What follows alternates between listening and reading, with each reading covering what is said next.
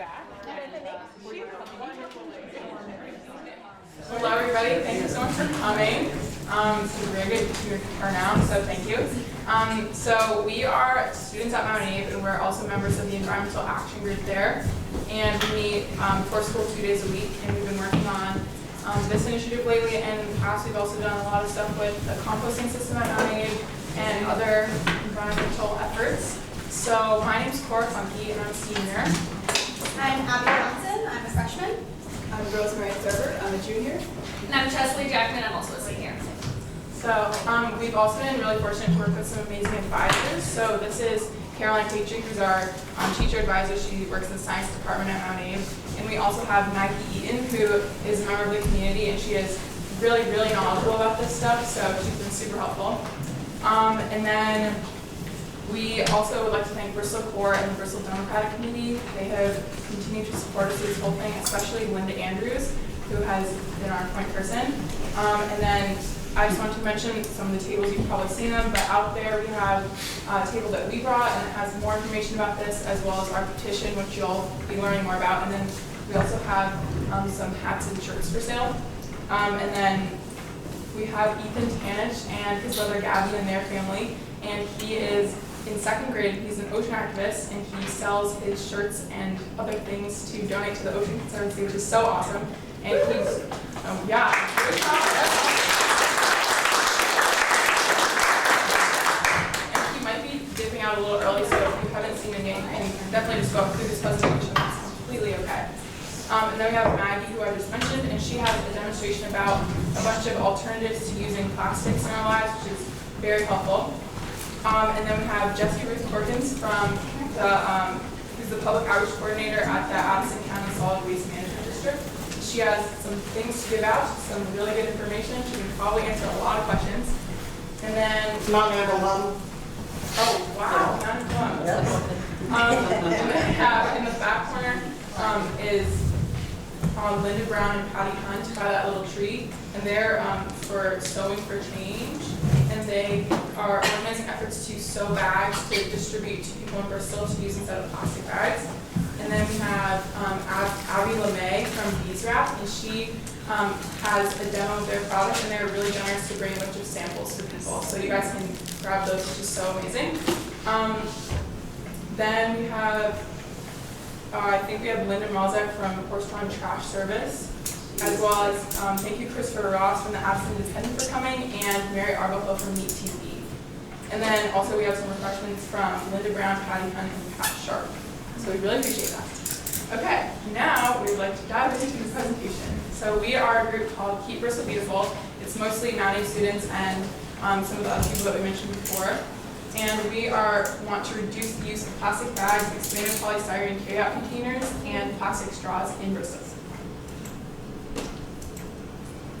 So these are some pictures from Bristol. I think we're really fortunate to live where we do, because not only is the community amazing, but we live in such a beautiful place, and the environment that we're able to be a part of is so beautiful, and I think that that's a really big part of our identity. But this isn't something that we can just take advantage of and just take for granted. It's something that we have to actively be working to protect. So our proposal is that we plan to petition the Bristol Select Board to enact a non-binding resolution that will suggest prohibiting establishments from distributing single-use plastic carryout bags, expanded polystyrene carryout containers, which is mostly known by the name of styrofoam, and also single-use plastic straws. So basically we're just trying to move away from depending so heavily upon these single-use items and to using more sustainable options. Just for clarity, these items on the left are types of bags that would not be affected by this type of ban. So things for produce or bulk items or meat in the grocery store, or things like bags for dry cleaning or newspaper bags would not really be considered part of this ban. And actually they're still, they're kind of newly recyclable in Addison County as long as they're clean and dry, which I'll find more info about there. And then we have, so polystyrene containers are really not the only way to go. There's much better options like plastic, which isn't the best, but it is recyclable, and polystyrene is not recyclable. And then paper-based containers are a lot more biodegradable. And then straw alternatives include paper straws, metal straws, or other types of reusable straws, and even straws made of cornstarch. So basically the philosophy behind our whole situation here is that we're hoping to change people's habits to transition towards using reusable shopping bags and more environmentally friendly carry-out containers, and then eventually hopefully less straws or better straw options. And we're definitely hoping to create more discussions about how we think about our waste and think about what we're using every day. And we do not at all want to be creating like a really harsh policy and be creating penalties for people. The situation that we're trying to create is more of like a positive reinforcement situation where we're trying to just encourage the use of the better items.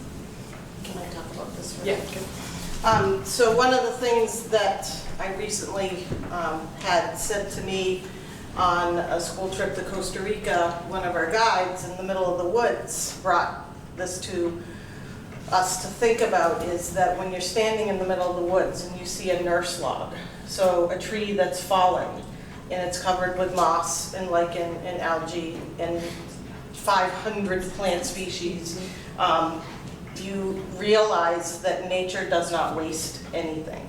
It recycles, it reuses, it repurposes. And waste is a human construct, okay? We make decisions about what we want to use and consume and what we don't want to use and consume. And so it's a decision that we make every day when we buy things and when we use them, and then when we decide that we don't need them anymore. So what these lovely young people are really trying to get us to think about is, how do we reduce the amount of waste? Because the less we need to manage, the better off we're going to be in the first place, and that comes from early decision making in the process of consumerism. So just some food for thought, no pun intended, but maybe yes, to just really think about what you're purchasing and how you're purchasing it, and what kind of waste are you generating just from the decisions that you're making, okay? Thank you. Mm-hmm. So something that we ran across a lot is that specifically the straw ban would definitely impact people with different abilities differently than other people. So a lot of the times if people have limited motor skills or limited range of movement, they can really have to rely on straws to be able to drink. And we, Maggie, talked to the UVM Medical Center as well as Project Independence, which is a center for adults who are aging, and they both transitioned very recently away from using plastic straws to using the cornstarch straws, which I mentioned, and they saw basically no difference in the way that they functioned, which I think is really cool. Maggie, I believe, has samples of those straws, and they feel identical to plastic. I've used them, I've tried to rip them up, you really can't. They're really very good alternatives. And then there's also the other types that I mentioned before. But we've also heard from other sources that it really is essential to have the plastic straws. And so in that case, again, we're really not trying to create something that's super harsh and overbearing. But in those cases, we feel that plastic straws would definitely be available to people who really need them. So the ban is just trying to change consumer behavior. Studies have shown that just for plastic bags, a ban such as this is effective to reduce waste anywhere from 60 to 90%, which is very significant. So in Bristol, this information comes from massgreen.org. They created a calculator that you can plug in numbers and figure out how much waste for bags each town uses per year. So Bristol is about almost 4,000 people, and with this population, creating a bag ban would reduce trash and toxins by over 2 million bags a year, and it would eliminate 55.1 metric tons per year of greenhouse gases, and it would save retailers over $80,000 a year in buying these bags. And that's not even considering the straws or the styrofoam that we hope to include. So just to talk about why are these things so bad, for plastic bags, it's estimated that we use 1 trillion each year in the world, and then in the United States, we use 100 billion of those bags. And so that's definitely does not correspond to our population, so we use way more bags in the US than we should be compared to the rest of the world. So as I said, in Bristol, we're around 2 million bags a year, which doesn't seem like a lot compared to that, but if every town did something like this, it would definitely add up. And then it really is such a momentary convenience for permanent damage because plastic bags, the average lifespan of them being actually used from getting the item at the store, bringing it to your car, going home is 12 minutes, which is such a short period of time. And then even though a lot of types of them are recyclable in some places, it's been shown that only 1 to 5% actually are recycled, so essentially they are not recycled. And then they end up lasting forever because they do not break down. They break down within 500 to 1,000 years, but they haven't even existed for that long, so we don't even really know how long they can break down. So they basically last forever. And then for expanded polystyrene, aka styrofoam, this substance takes up an estimated 30% of space in U.S. landfills, which is very significant, and it is not recyclable at all. So that's the only place it can end up, or just breaking down outside, which is super bad also. And again, it lasts basically forever. With plastic straws, in the U.S. we use 500 million per day, which is 182.5 billion straws per year. And right now, there's an estimated 8.3 billion straws just on the world's beaches, and they also last forever. So it's really a question of, is this such short convenience of maybe drinking like a soda for half an hour? Is it really worth using a straw that's going to last for so much longer than we'll even be alive? Plastics also contribute to climate change, which isn't necessarily always a direct correlation that we think of, but plastics are made from natural gases and petroleum products, and that obviously contributes to climate change. So the UN Intergovernmental Panel on Climate Change last year found out that we've actually known this for a while, but they stated that we have really just 10 years to reverse the effects of global warming, but more than 1.6 billion gallons of oil a year are used for plastic bags alone. And that's not even the straws. That's or the just other the items. bags. Just the bags. So. Yeah, so I'd love for you just to take 30 seconds and look around this room and count how many different types of plastic you see just in this room. So go.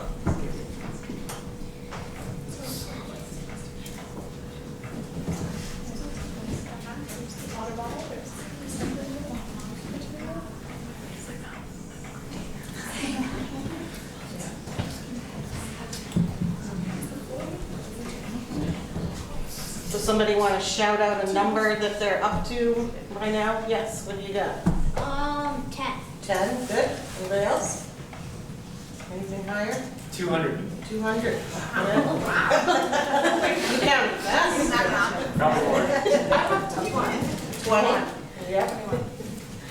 Yeah, I mean, I just heard Cora say she's got plastic in her mouth, you know, her retainer, right? Exactly. I mean, all the washers on all the joints on all these chairs and desks, and they're all plastic. The exit sign, so much plastic in their TV. So And don't forget fleece. exactly, you know, so anybody who's wearing fleece right now, you're wearing plastic. Okay? So plastic is ubiquitous, to steal the word from math plus science equals success, right? But plastic is ubiquitous, and it's one of the arguments that the plastic industry uses to say it's here, it's forever, and it's ingrained in our lives, but we can make choices against the types of plastics that we really don't need. Okay, and when you think about how much fossil fuels go into just making plastic bags, think about all the fossil fuels that are surrounding you right now just in this room. Plastics also are a huge source of litter in our environment. These photos were taken by Linda on Green Up Day in Bristol, and I'm sure that anyone who did Green Up Day saw so much plastic around. And yeah, so even if plastic is disposed of properly and legally in a landfill, they're really light and they can travel through the air extremely easily. And so because of this, they just end up everywhere. They end up in trees, in the water, in waterways, in the roadside. They're just everywhere. And it's very hard to deal with. And so when it gets into the waterways, a big effect it has on oceans, and that doesn't necessarily pertain to what we're using in Bristol. It's probably not getting to the ocean, but this should still be a huge concern because we're all connected in the globe. So in the oceans, 8 million metric tons of plastic enter them annually. And the Great Pacific Garbage Patch, which is sort of like the infamous giant patch of garbage that's swirled in the Pacific Ocean because of the currents, It's twice the size of Texas, and it's growing. And so by 2050, it's estimated that our oceans will contain more plastic than fish by weight. So that's disturbing to me. And so even though we don't have oceans near us, this same thing's happening in our rivers, ponds, and lakes. Even though it's probably not quite as severe, it should still be a concern that we have. At the end, I will share with you on the web through the Vermont Science Pathways Teen Science cafes. One of their days was about microplastics in Lake Champlain, and you can see a lot of the data that relates to this kind of information about our lakes and waterways. The water that you drink out of your tap probably has microplastics in it, and you don't even realize it. Lake Champlain is filled with plastic products, and it's really disturbing. And so I can show you the links that you can go and see some of the undergraduate and graduate work that's being done on microplastics just here in Vermont. Yes, so plastic, once it gets into the waterways or even just in the environment, it has such a potential to harm wildlife. Untold numbers of animals die every year from ingesting plastics or becoming entangled in them. They can choke, they can strangle. Sometimes they eat so much that they don't feel full and they can't eat food, so they just die. It's all in their stomach. And this happens in the oceans, like that picture of bag. Everyone always knows that they look a lot like jellyfish, so the turtles eat them. But even if it's just in a river, like, that is not a good situation. And then here are some pictures of what that can really do.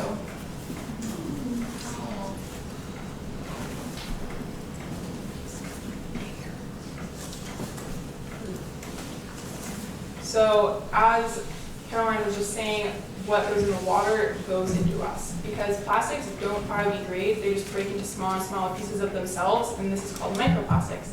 So when it gets into the oceans or any water, the bottom of the food chain will eat it because it's just kind of floating around with all the other microscopic particles that it's eating.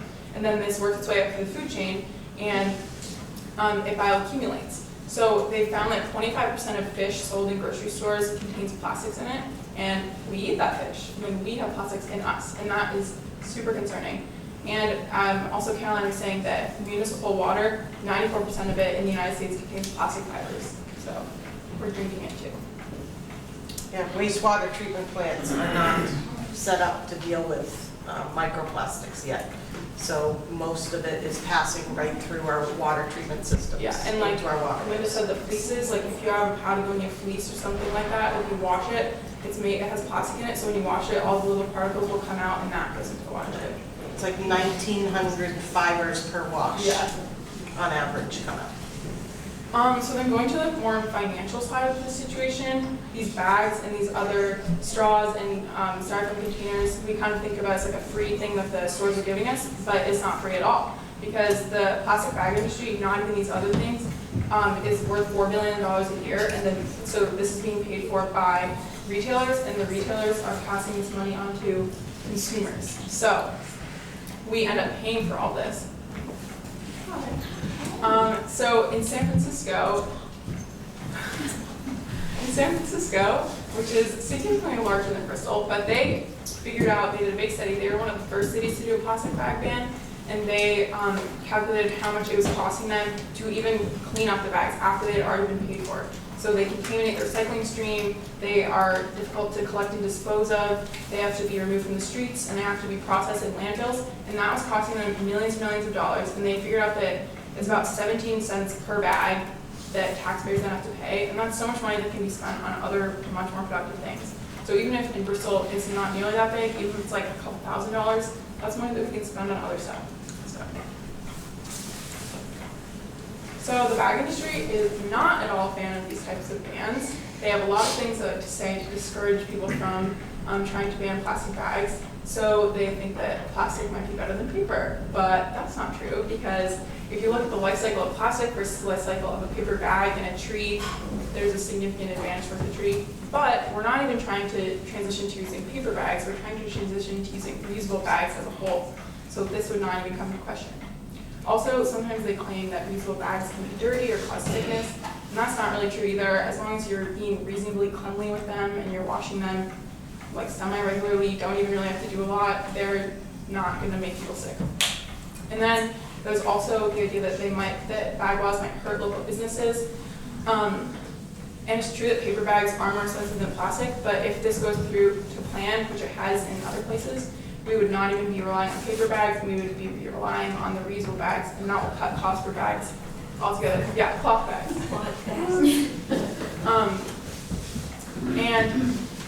And then for the straws situation, if we went to like buy request straws or no straws at all, that's another thing that businesses don't even have to buy, so that also reduces the cost to them. Can I add something back to the bag laws for local businesses? As a group, we're actually in the process of surveying local businesses. Well, no. There it is. Yeah, go ahead. Well, we're actually in the process of surveying local businesses to see how this ban would affect them before it goes on the ballot, hopefully next year. All right, so we haven't interviewed a ton of businesses yet. We've just done 2 in the past couple of days, 2 of which were Covers and the Bristol Cliffs Cafe, as you can see. And Covers, they currently use plastic bags and styrofoam containers, the clamshells, and multiple other plastic products that aren't included in this particular ban. But they are open to making the transition, but they do have concerns around the financial impact it could have, which is very reasonable. To mitigate these effects, they support a state program or law that would financially assist businesses that met certain environmental quotas. So that's just something to think about as we try to move forward our initiative in Bristol.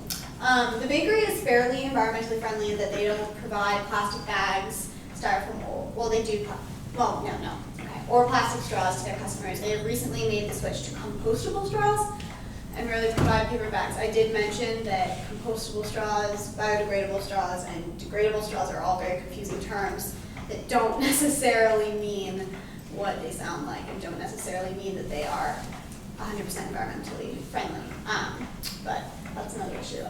They too would like to see some sort of financial assistance along with public education and possibly a donation of products like we have going on like in the back with cloth bags. So yeah.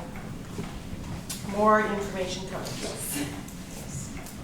We're going to bring out Bill McKibben because he's amazing. He's on our side. He says, I find that sometimes out of sheer absent-mindedness and perhaps laziness, I manage to forget my store of cloth bags when I go to the market, but I have a feeling this law would help me remember, and that would be a good thing. And of course, there's always, you go into line at the grocery store and you've forgotten your bags. If you have a few minutes, you can put your groceries back in your cart and bring your groceries to the bags in your car instead of grabbing a plastic bag. So it's just a matter of having it on your mind. What can I do? Do I have a couple extra minutes to just save a couple plastic bags from choking turtles? Yeah, and it's just like the ban is just a really helpful tool to even remind people who this is a big priority to them. It's just a good reminder for that to be able to be a transition. I just think this might be a good time to interject that if you had left your keys, you walked out to your car, you couldn't get in your car to go to the grocery store, you'd have to go back to their house to get the keys. So if you treat the idea of a plastic bag such that it's essential that you bring it in with you to the co-op, such that you can't get out with your groceries, the convenience of a plastic bag, people would have a different approach to it all. So that's the mindset change that we're talking about. Exactly, absolutely. So bans like this already exist in a lot of whole entire countries around the world. This graphic shows it, and I think this is super interesting because as Americans, I think a lot of the time we look down upon developing countries, but a lot of these places that we consider to be behind us are way ahead of us on this issue. So, one example of this. Can you go back Yeah. one slide?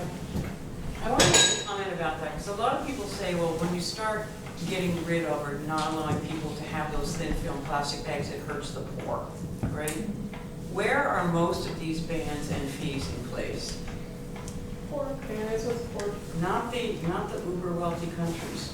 It's sub-Saharan Africa, it's South America, it's China. I mean, so I think it gives the lie to that suspicion that poor people are going to be hurt. There are lots of ways around saving, or preventing the financial impact on low-income people, lots of ways. Thank you. So yeah, Kenya basically has an extremely harsh ban. They'll send you to jail, they'll give you giant fines, which is not exactly what we're trying to do, but they have seen an incredible increase in, or decrease in the amount of bags that they see polluting their streets and their communities. And so that's just showing that bans, if they're enforced even reasonably well, will have a really positive impact. What kind of bag is that man used to wear there? Do we know? It's like burlap, I think is, Looks cloth. yeah, yeah. Not plastic. It looks, I had to look at it, I thought, oh, that's a blue tarp, but it's burlap. It's like this, it's just colored blue, I'm pretty sure. So, India, Oh, we have an expert. Yeah, okay. Introduce yourself, please. Hi, I'm Louisa. I'm also part of the EAG. I was here as an eye creator, and I just went away for my entire 10th grade year to India. Got back 4 days ago. So kind of confused. But so I was just in India, and India also has a similar system where plastic bags are banned in most of the country, 100% banned, other than plastic water bottles. Other than that, plastic is not used. And I saw it became so normal for me in the last year. Whereas we think, oh, I have to get in my bag, I have to ask not to have a straw. We're still making a habit, but in India, it's become completely a habit. Where in my house, there's a drawer full of carry bags, fabric carry bags. In our car, we have them. Just so anytime we need to buy something, we have the bag ready to go. If you go to order food, you stand for 5 minutes and you eat off of a metal plate.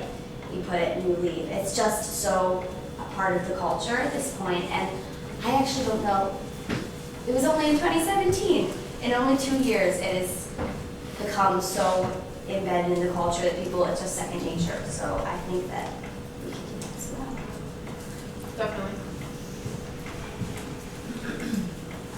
Prior to this, so a lot of states in the country have already passed a ban. So California was the first one, and then Hawaii did it, and very recently New York passed a ban on plastic bags.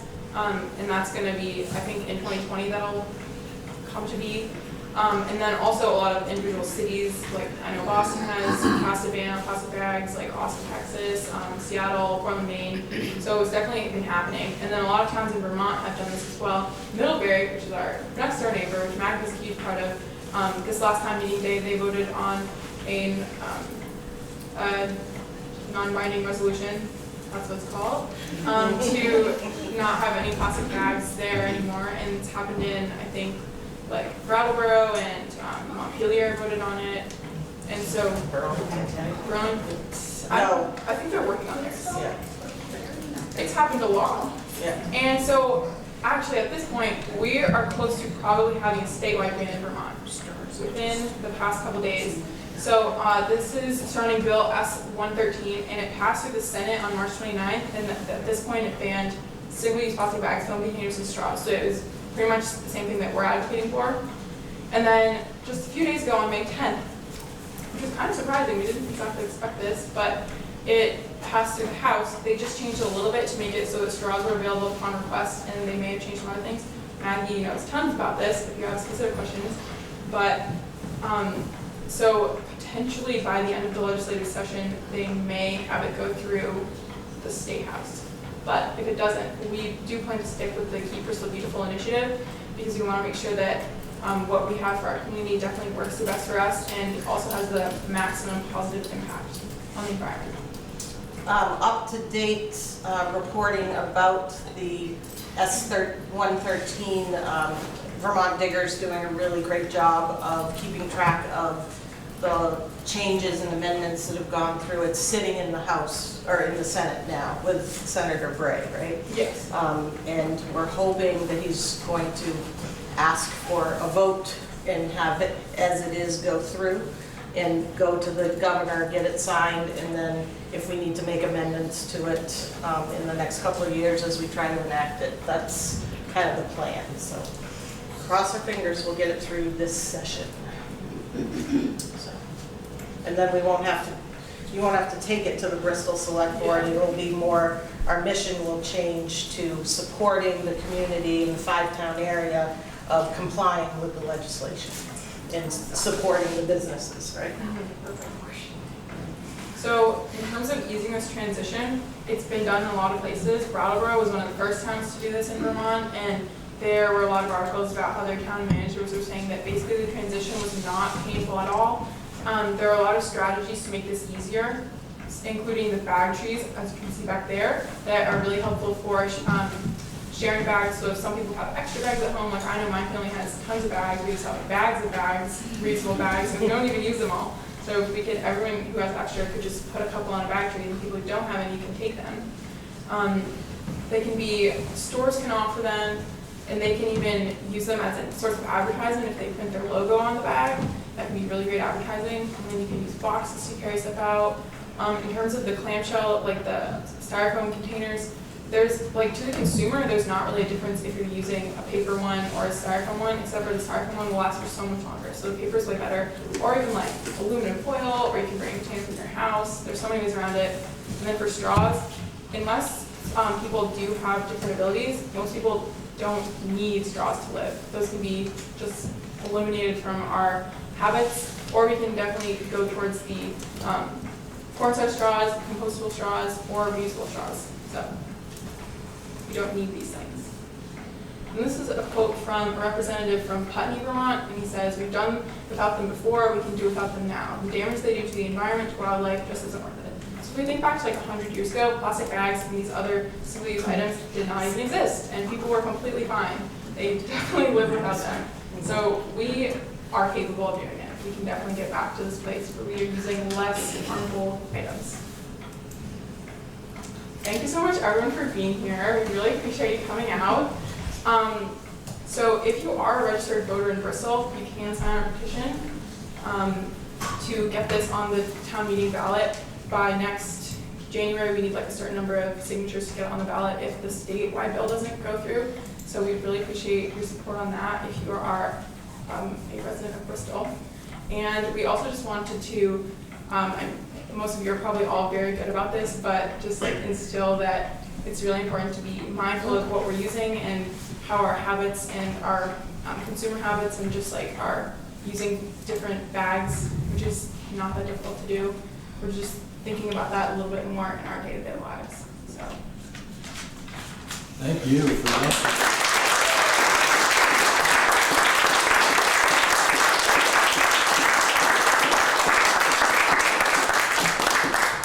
We'll open it up to questions in just a second. There's a couple of resources I wanted to share with you, and I will add these to Front Porch Forum posts, or if you want to just reach out to me at my mausd.org email that's in the Front Porch Forum posts, I can share these resources with you.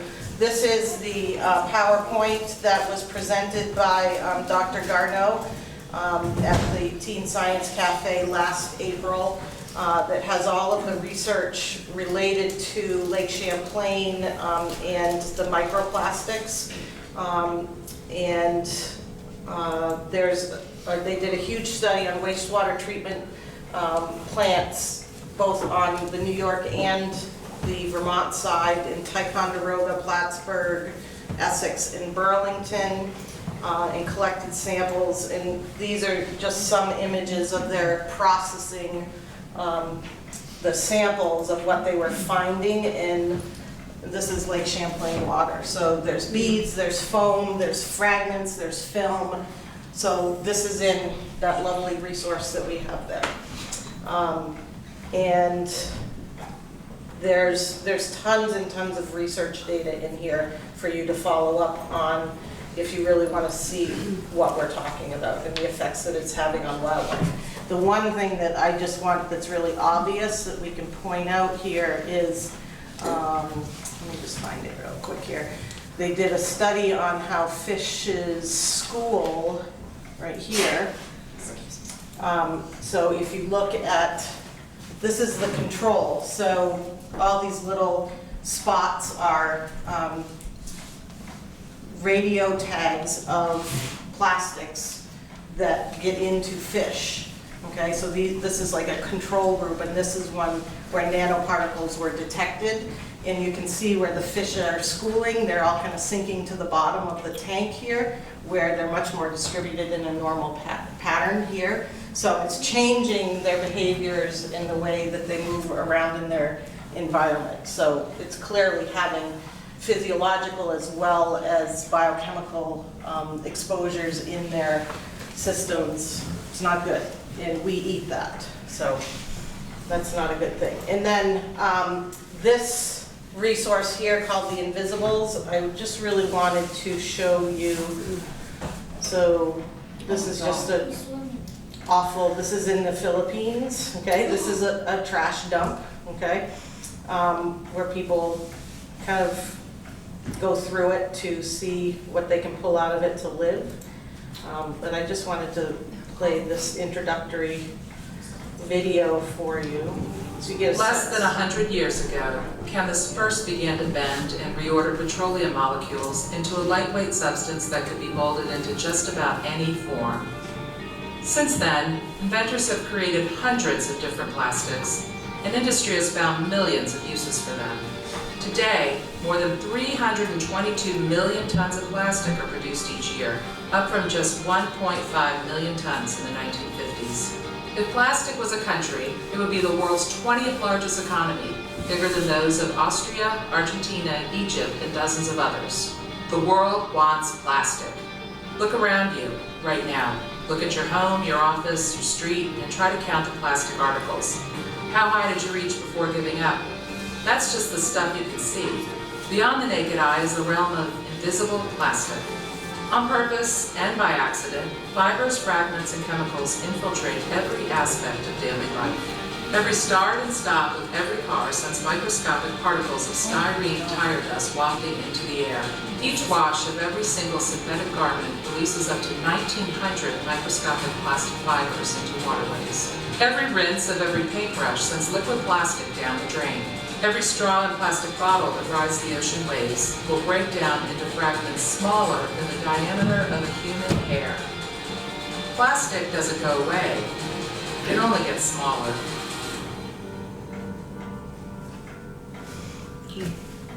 So this is a really fantastic resource for understanding what plastics are, the sources of them, how you can change your habits, the impacts that it's having around the world, and the research that's being done. This is plastics in tap water. So worldwide, 83%. The US, 94% of our tap water has microplastics in it. And you can see the other stats here, 72% in Europe, and some of these other places. I mean, Beirut, 94%, they're right up there with us. So our waters are contaminated, and this speaks for itself. This should knock us into our senses. We knew that this plastic is coming back to us through our food chain. Now we see it's coming back to us through our drinking water. Do we have a way out? And we do. We have solutions and practices that we can change. It just takes a lot of effort and education, and we're really happy that you all are here to help spread the word and to share that information with us and with the rest of the world. So, thank you very much. Questions that you have for these lovely gals? Go right ahead. Well, I was just curious, so your initial goal is to ban the plastic, but are you going to, say, for instance, the state decides to ban it statewide? How will you continue to be involved? I think the hope there would just be to help the five-pound community be able to comply with that. So a lot of that would be distributing reusable bags to people who maybe don't have access to them or it's hard for them to get them, or helping businesses figure out the best way for them to comply with the ban. And then the current bill at the State House isn't necessarily like the ideal bill. There's a lot of like really specific things that they try to get into with like the thickness of like what is technically a reusable bag, because like if you ever been to certain stores that might have like slightly thicker ones than just like the grocery bags, sometimes it depends on how many, like it's called a mil, it's like how many mils thick is it. But even if it's like a certain number of mils thick and it's technically reusable, it still looks like plastic, and so people will still throw it out, and it still won't be reused. So there's ways to make the ban at the state level better than it is, so I think that then our role would be to like help petition them to make it to the best place where it can be used. So hopefully we don't need these bags at all, we really can't live without them, so. And to continue to educate. Yeah, definitely. Any other questions?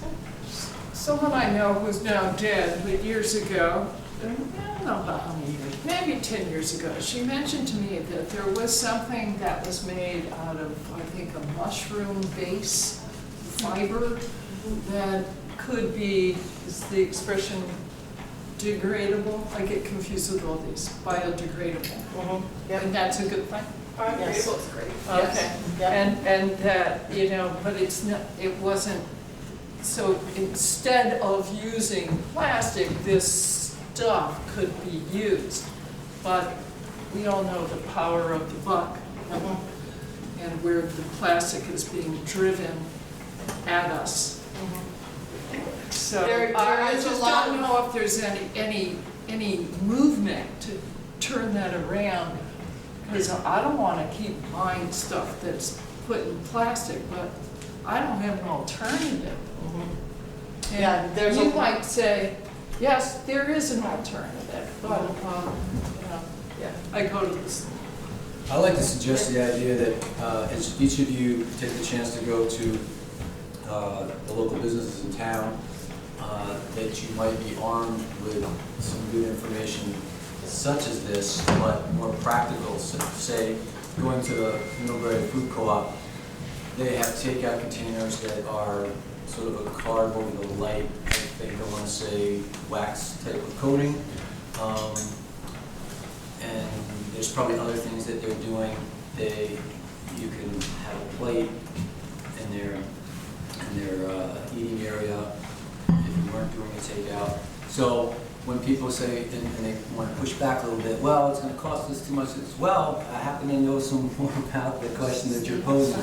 That would be really, I think, go a long way in what you're trying to get across. And thank you again for bringing it to a broader audience, because I think deep down, a lot of us know that this is what needs to happen, and getting that little extra kick in the butt, that push, that positive encouragement and initiative is what it takes, and to see it coming from young people, I think, is even more important.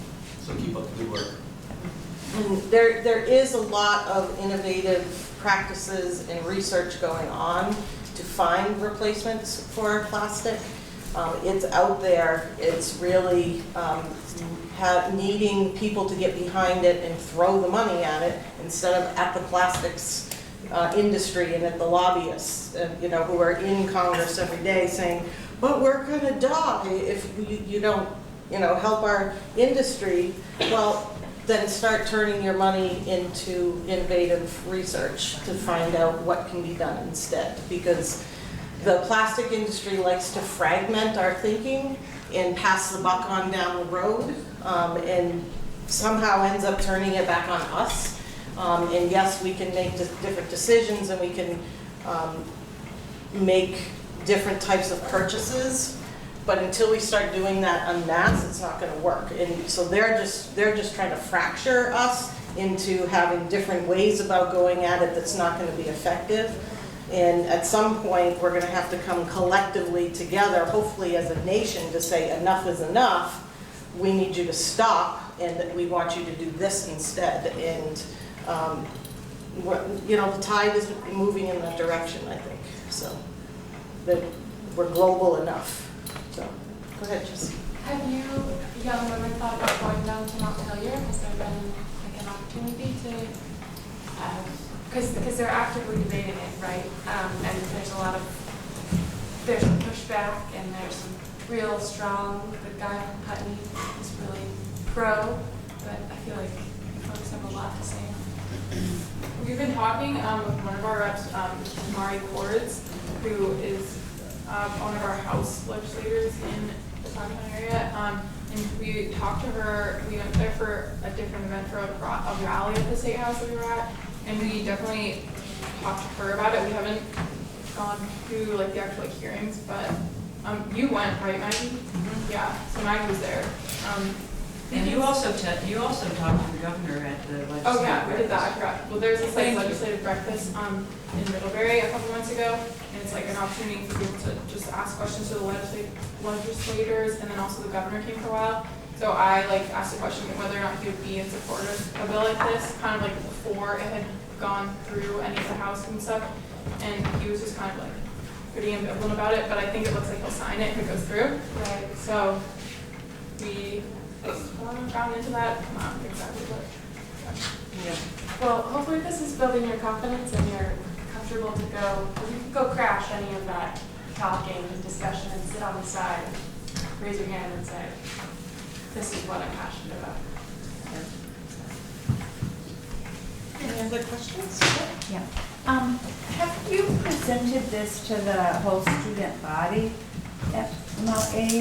I have not yet, but we definitely really want to. So I think that the change starts with people's habits definitely, so if we could share that. Yeah, we're having trouble with the end of the year finding time to get them to allow us to do that. It's become kind of an issue. But we are. But that's a whole different story.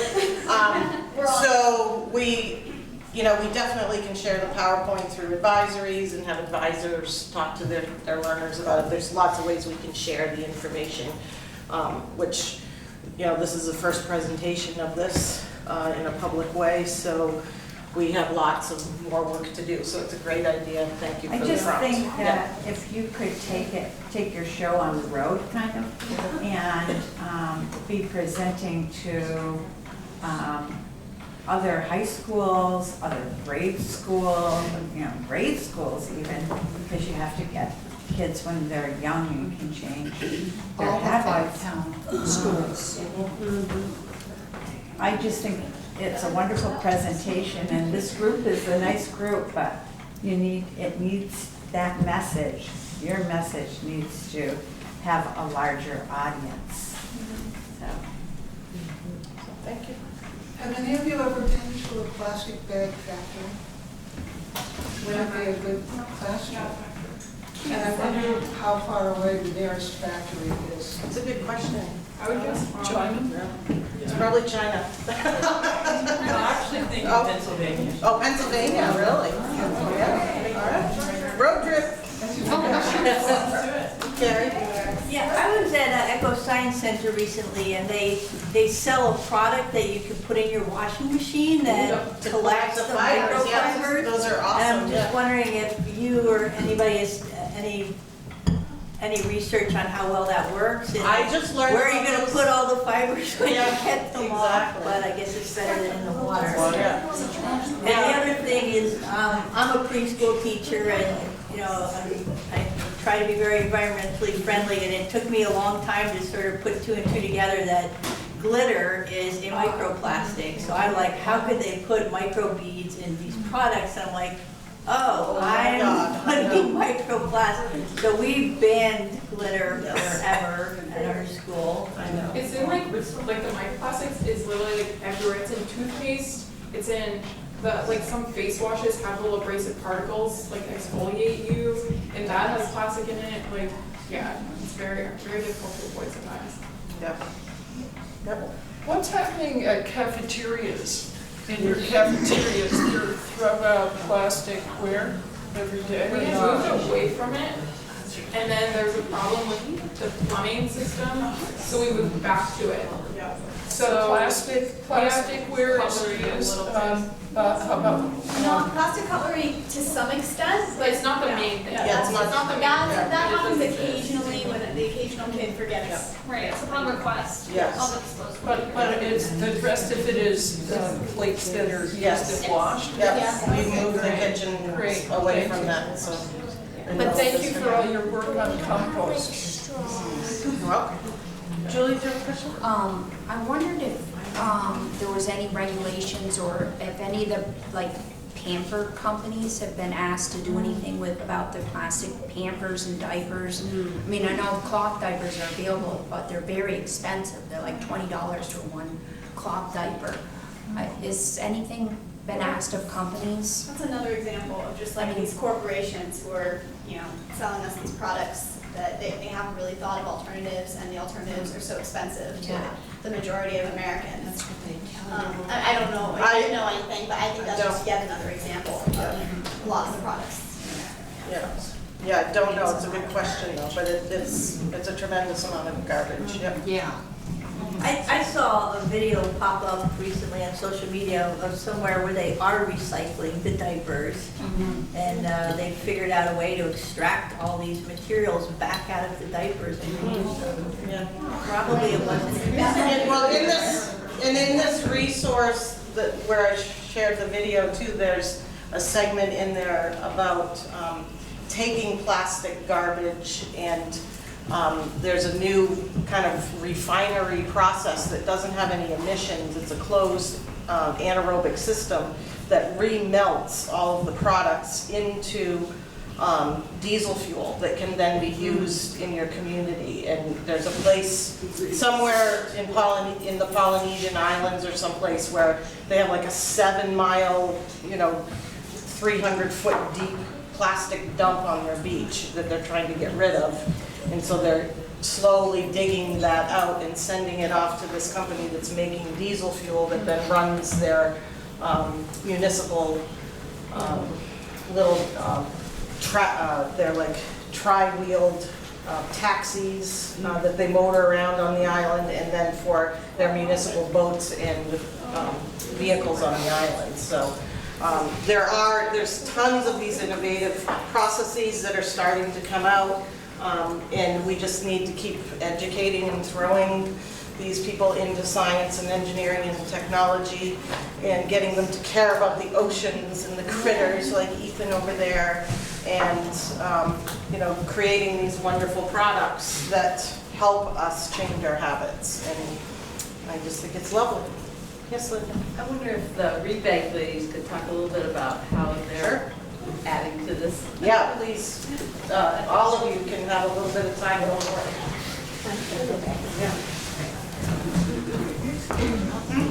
So, I'm Bethany, and this is Marita. We're from the Middlebury Sewing for Change. And we are, actually all three of us are thriving. Well, I'm thinking just standing right here as well as others. We are examples of growing up without plastic bags, and we're still alive, amazingly enough. So it is possible. And Maggie had told me that her mother has a bag that she has washed, 2,400 times? Something like that. Yeah, and it's still usable. So we decided, we have donated fabric, and we get together and we make bags, and we've had 2 pop-ups in Middlebury. We're going to do a 3rd one on Festival on the Green, and we make these great bags and we give them away because it's really so other people can use cloth bags. This is not rocket science, and it's fun. It's fun, right? You did your first gathering, last week, right? Yes, so a few people, several people actually, got together in the basement or in the community room of the Lawrence Memorial Library in town. And we tried it out just to see what it was going to be like. And it was really fun. We made, we made some bags. And whoops. We've decided that we will get together on a regular basis. We'll advertise on Front Porch Forum. We will, we're looking for people that want to volunteer one time, several times, whenever you can. You can also sew bags at home. Come and get cloth from us. You can donate cloth. You can come and just cut got Fabric, or we've you got can- patterns Yeah. for t-shirt bags as well as regular ones. You can, you can punch holes in the tags that go on them. And so there's a job for everyone. There's a job for everyone if you want to be involved. And the amount you want to volunteer is really up to you. We're not sure where we will, how we will donate them to the community, but I think there's already been one person here that has asked for a bag, and so, we're pretty enthusiastic about it. Yeah, first of all, thank you for your presentation. And it is a little bit like laying the seed of something where we can actually bring about change. It's doable, and we as a community, we can do it together. And we love that once we started in Middlebury, there was conversation in Regents and in Bristol, and people get together and sew. And there's actually no age limit for the sewing. And there's also no hierarchy. We're not the ones who teach. We're just the ones who spread the information. And what we have noticed, which is really close to my heart, and that is that when community gets together, we have a good time, and we're teaching each other. And we have seen that again and again. People have come into the pop-ups and they said, we have never been in front of a sewing machine. And you had that experience. And then parents and children and people we had never really seen before came in with material and said, this is a sweet story. My aunt died 3 weeks ago and I would like to donate the material. And we looked at it and we said, why don't you sew a bag? And the woman spent an hour just very carefully sewing the bag and left part of the material. So I see it really as a little bit of a groundswell. We can make it happen if you feel like, oh, I have an hour and a couple of friends and a sewing machine, go for it. And so the next event we have actually planned is at the Hanford Career Center, our Hanford Career Center. And they have opened up the labs. So the sewing labs are open Thursday evenings. And so we're going to be there from 5 to 9 o'clock tomorrow evening. And all you need to do, you don't need to take out a membership, all you need to do is come, say you're going to sew for change, and then they'll ask you some questions, and you'll come to the lab. And there are 6 machines plus waiting for all of you. So, And there will be lots of mentors there, Yes. so it's really fun. Come and join us. and even if you want to just come for a short time. So thank you for making this happen, and I'm really positive, Thank you. Yes.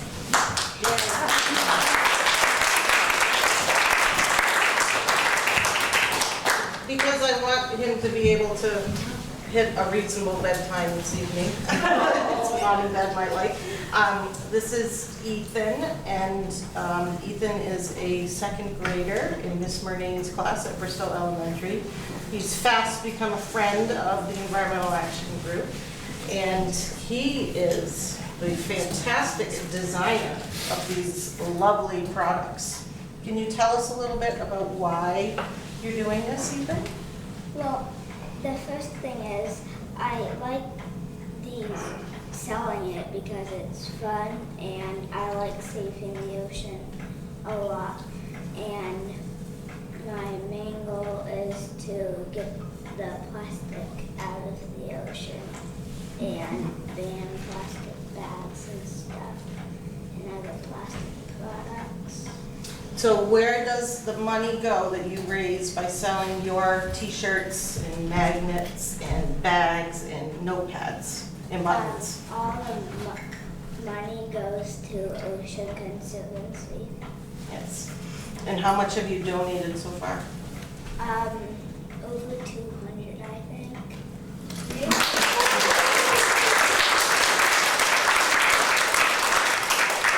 So this little man is on it, and we are so inspired by him. So please check out his product line, order some stuff. He's got beautiful artwork, and we look forward to seeing wonderful things from you in the future, buddy. Okay? Thanks for being here. Yay.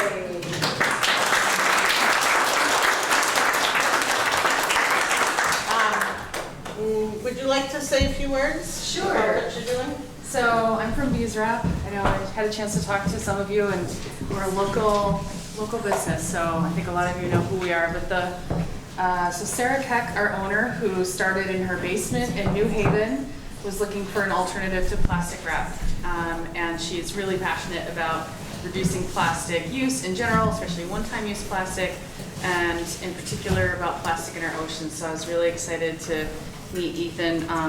We even have this new pattern that has these sea turtles on it and stuff. They love it. I'm in love with this pattern, and we actually donate to 1% for the planet. So 1% of our sales actually goes to Ocean Conservancy and getting plastic out of the oceans too. So we're really excited about the work that you all are doing here, because most importantly, the thing that you can do is to act locally. So that's really exciting. And so BeesWrap is used to replace your plastic wrap, and it's coated with beeswax and jojoba oil and some resin. And so you just wrap up your food, like your fake piece of cheese, and it works really, really well. And people have found that it works really well for bread and cheese, and that your bread might even last a little bit longer. So I feel really, really lucky to work at BeesWrap. When I moved to Lincoln and I got to go by every day, I was like, I want to work there someday. And so I've been there for almost a year, and for me and for most of the people that work there, it is about the core values, and it's about reducing plastic. And we're growing, which is really exciting for us as a business, but it's also really exciting because it's one place where there is an alternative to plastic that's becoming more and more available, more and more affordable, more and more reasonable for people to have access to. And we're excited to reduce the plastic in the waste stream. So yeah, we hope you like BeesWrap. And the other nice thing about it, which I really love, is that our packaging is fully recycled and fully compostable. Even the little cellophane wrapper is made out of plant cellulose, so it can compost. Your wrap can compost. It also makes you really good fire starters, because there is wax and oil in there, so it's like a giant wick. So you don't want to get it hot also. So we hope that you've learned a lot here, and I'm really, really excited to see what your next steps are. And we do have some samples for everybody, so make sure you stop by and grab one. And happy to be with you. Can you wash them? You could, yes, absolutely. You can wash them. You just don't want to wash them in hot water. So there's really two rules about BeesWrap. One is don't get it hot because it's made of wax. So the wax will actually melt away, and you'll start to realize, wow, that just looks like fabric. So you want to keep it away from heat. So you just rinse it in cold water, and because it's made of with the beeswax, I mean, water just kind of like repels right off of it. The other rule is don't use raw meat. Other than that, it's very durable. You can use it for lots of things. I can't do this, but you can kind of do BeesWrap origami and make like a little bowl for yourself. There are people that know how to do it and like fold it just right and make a little snack bag. So it's really, I feel really lucky because I get a lot of access to these seconds, so I get to experiment with it a lot. And it's great for wrapping up your food. So, yes? Is there any way you can rejuvenate the coating if it does come off a little bit? Yes, actually. I don't know it off the top of my head, but there is a way. So sometimes, you might get it at the store, maybe they had it in a hot place or it was in a hot car or something. I made sure when I put these in my car, I had the windows down today because it was that brief moment of sun when the car was getting a little warm. And you can actually, and if you do need to do this, let us know because we have instructions to send you. But basically, you put it in the oven, and then it remelts the wax, and then it can kind of re-infuse it. So there are ways, if you're like, oh no, it got hot, there are ways to actually fix it. And so, I've done that and it actually works. Yeah, it works pretty well. So, and we're also supporting a healthy bee population because obviously we're using beeswax, so that's part of our mission as well. So anyways, I rambled on. But yes, definitely come get your goodies. I want to give all this away. Do you want to say something, Jessie Ruth? Sure. So I work for the Addison County Solid Waste District, which I'll take part in every time you put your trash bag out on the curb or you take it to the town drop off. But the exciting thing to think about are that we're moving towards the ban on food scraps from the landfill. And so that means we all have to either take part in backyard composting or take our food scraps to the town drop-off. We have some nuances that are different than our neighbors in Chittenden County. Because all of the food scraps in this county go to Vermont Natural Ag Products, they don't want the BPI certified compostable containers. So that's a hurdle for businesses who are trying to do the right thing and offering you those as to-go options. They're not going to break it down in your backyard pile, and their VNAC doesn't want them. So there's still a lot of hurdles in this county, but it's really, I think, a fun place where we need lots of energy to coalesce to kind of take us forward. So I just have some free blue bins if you don't have any. You can always stop by the transfer station and get these. And then the green buckets are free, and they're for taking your food scraps to your town drop-off. And then the exciting thing that we see a lot of people stopping by is about special recycling for plastic film and bags. And of course because there's so many different types of resins and mixed packaging, it's hard to know what you can recycle for film, but we have a pretty clear sheet, and if you follow this and stick to the major categories, these are films that you can divert from the landfill, which I think is a great thing to do. If you have a question, sure. So do you put those plastics in with your normal recycling, or should you guys? No, they would not go in the blue bin. Okay, so you should make a separate pile and then bring that. Yeah, and this is the same list that your grocery store accepts, but your grocery store, as we all know, is not doing a great job at disseminating this information. So it needs new life, and as you guys choose what you want to do for employment, to go after them and make this better. So, for example, I go to the co-op, I buy some raisins in a plastic container, it has a label on it. You know, it's a plastic bag. Yeah. I call up to your place where you work, and I said, can I bring this to your place? For the number 2s and the number 4s and this stuff that has no number 2 or 4 on it. Yeah. So the person said, well, does it crinkle? I said, well, what's this sound like? They're like, yeah, it crinkles too much. I don't think you can do it. So and then I reached the co-op to say, for an idea, just allow me to recycle this stuff, please. Yeah. They said, to cut out the paper, right? Don't have paper on any of this plastic, right? That's one of the rules, right? Yes, paper's a contaminant to plastic. Okay. Recycling, yeah. So I still don't know, because the co-op thinks, yeah, I can bring it to you. But the person on the phone was like, oh, it crinkles too much, and I haven't gotten there in person. So do you know the answer to that question? I have to say that maybe there's a couple ways to say this, is that when in doubt, throw it out is our kind of like our motto out there. But the other one is that you just can't recycle every type of plastic bag that you're going to touch in your lifetime right now. And it's hard to make sure it's this low density and high density. So I need to just get there with the bag and If say you to the come on person. we can check it out for you. But The majority of the bags on this handout that I'm looking at don't crinkle. Well, there's crinkability and crinkability. I don't want to waste your time anymore. Don't worry. Depends on what crinkle. The co-op should know that, from my point of view. Yeah. A large Maybe place they can where go we there shop. and give a little education to the co-op sometime. We can also. Yeah. I was talking, Go ahead. I was talking to Linda Malzak, the Vikings Golf Course Trash Service. Oh, okay. Yeah, and she was saying that a way we could really reduce a lot of plastic with the recycling is that, and we used to do that in my household, is you just put all your recycle in a clear plastic bag, and then you put that out for the horses, but just put it in the bin. Yep. Do not use that plastic bag. Yeah, that's And then we just dump it into ours.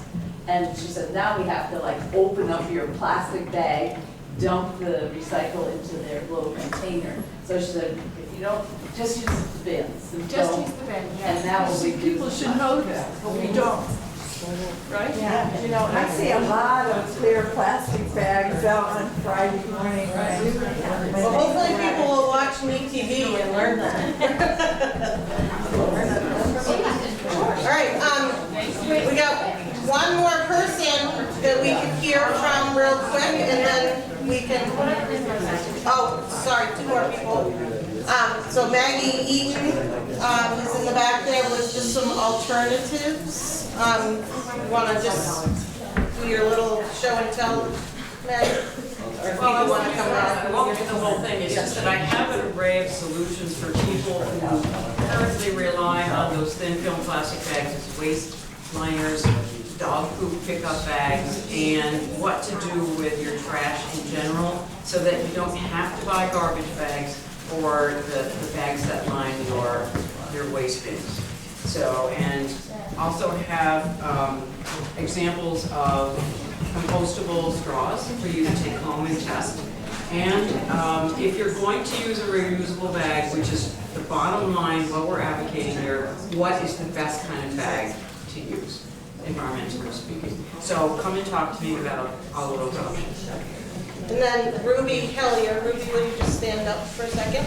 She has done, she's the one with the trifold up there with a project on plastic waste, and she's happy to talk about her discoveries and suggestions. So stop on by and talk to Ruby as well. So, thank you so much for coming, and encourage people to watch this on Meet TV.